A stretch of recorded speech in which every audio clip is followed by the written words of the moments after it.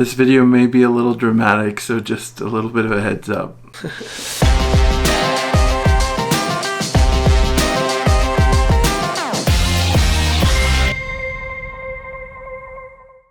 Hey guys, it's David Packer and thank you so much for joining me. So like I said, this will probably be my most dramatic video so far. And I'm a pretty happy-go-lucky guy, I'm pretty calm. So that's how most of my videos will be, is happy-go-lucky. But on occasion, I want to make a more serious or dramatic video. So that's what we have today. So that being said, let's go ahead and bring down the black cinematic bars. A little lower, lower. Okay, that's too far. Now a little back up. Okay, perfect. And let's cue some music. Okay, that's too dramatic. Let's cue some happier music. Perfect, okay. So let's rewind back to the year 2012. I'm happily married. My wife is pregnant with twins. And we're about to purchase this house. And we're purchasing a house in Glendale, Arizona.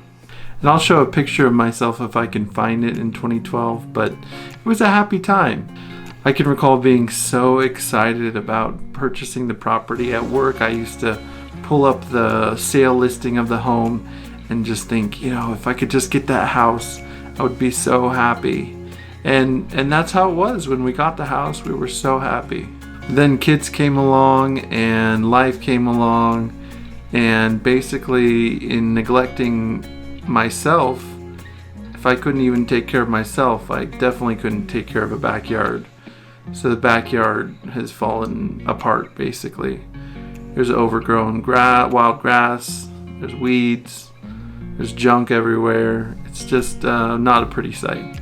And I felt like my backyard kind of symbolized how my life has been during my 20s. Was messy, unorganized, unkempt, and uncared for.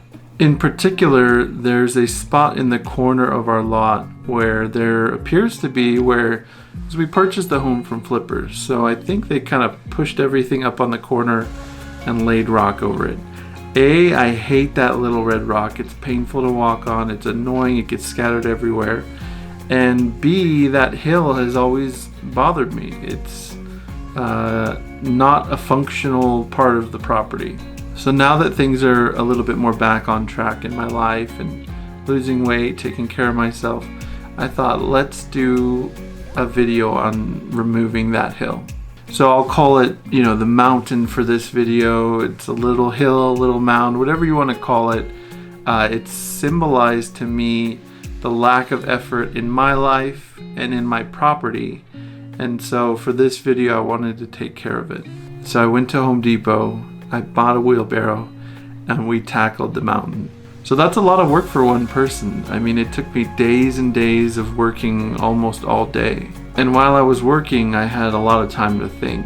And the symbolism, kept coming through. Shoveling, non-stop shoveling. And it made me think of the years I spent shoveling food into my mouth without thought or care. Just using it to be an escape from my worries, my cares, anxieties, depressions. It was something that helped me forget about it for just one moment. It was just me being happy with the food. In my weight loss journey, I've been trying to reshape my relationship with food and my relationship with myself. But back to the mountain, the hill over there, I definitely put in a lot of work this week to remove it. And it was such a satisfying process. I work on a lot of things digitally, but to have something physical work and have such a immediate impact was really satisfying.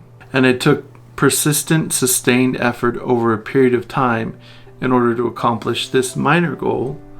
And I know it will be the same for the weight loss. You often hear the phrase, oh, that takes the load off my mind, that takes the weight off my mind.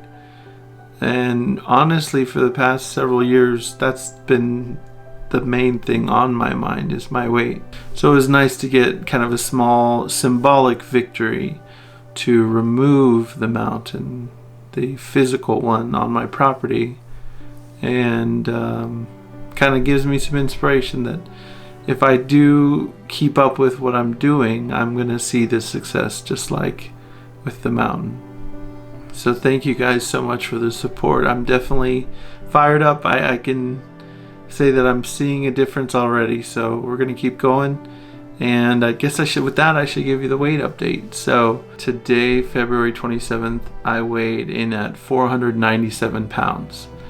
So we are down a total of 44 pounds this year, and we're down 3 pounds since the last video, and I'm really excited about that.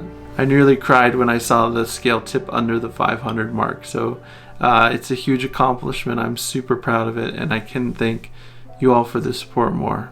So sorry for the dramatic video. Like I said, most will be happy-go-lucky, but I just had some things on my mind I wanted to go over. And why don't we end the dramatic video with perhaps the most melodramatic way I could. I wrote a poem about a year ago when I was in kind of the most deepest part of the despair I was feeling. And I'd like to share that with you. We'll read it and then we'll get out of here. I'll try not to be too emotional as I read it. So it's called Fat. I'm fat, I'm fat, I'm fat. The words repeat in my mind just like that. Is it too late now? Is there no going back? How did I let it get so bad? Probably die at 40, leave my kids with no dad. Sweaty forehead, labored breath, consuming my feet to an untimely death. But David, you'd say, it's you who did this. If you really cared, you'd work on your fitness. I know that I did it. I know that it's my fault. Cramming my body with sugar and salt and eating to excess at every meal, trying to forget about the pain that I feel. Because I'm fat, I'm fat, I'm fat. Did the depression or weight come first? I forget. It all feels just so hopeless, and yet, can I change things for them? Can I change things for me? Can I shed the weight slowly suffocating me and be free? I've done so much wrong, I have full regret.